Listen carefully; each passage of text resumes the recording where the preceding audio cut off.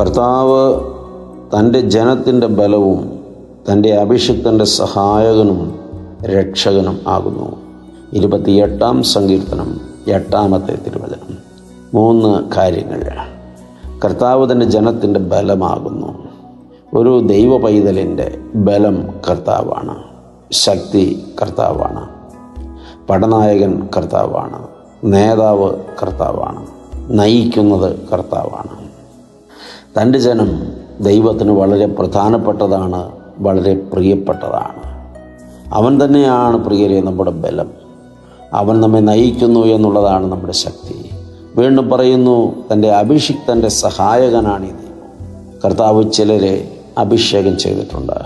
തൻ്റെ സ്വർഗീയ ശുശ്രൂഷയ്ക്കായി, തൻ്റെ ആരാധനയ്ക്കായി, തനിക്ക് വേണ്ടി ഭരണം നടത്തുവാനായി. ഈ അഭിഷിക്തൻ്റെ സഹായകൻ, ആലോചനക്കാരൻ, നേതൃത്വം വഹിക്കുന്നവൻ, അവർക്ക് എല്ലാ നിയന്ത്രണവും പഠിപ്പിച്ചു കൊടുക്കുന്നവൻ ഈ കർത്താവാണ്. മാത്രമല്ല, അവൻ തൻ്റെ അഭിഷിക്തൻ്റെ രക്ഷകനും ആകുന്നു. അഭിഷിക്തനായ ദാവീദ് തനിക്ക് ലഭിക്കുന്ന ദൈവിക സംരക്ഷണത്തെക്കുറിച്ച്, ദൈവത്തിൻ്റെ സഹായത്തെക്കുറിച്ച്, തൻ്റെ ജനത്തിന് ബലം പകരുന്ന ദൈവത്തിൻ്റെ വലിയ കരുതലിനെക്കുറിച്ച് ഇവിടെ പ്രഖ്യാപിക്കുകയാണ്. എത്ര മനോഹരമായി ദാവീദ് ദൈവ കരുതലിനെക്കുറിച്ച് ഈ ഭാഗത്ത് വർണ്ണിച്ചിരിക്കുന്നു.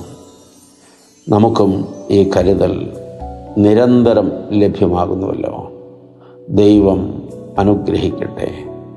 ഒത്തിരി സ്നേഹത്തോടെ പാറക്കരയച്ചൻ.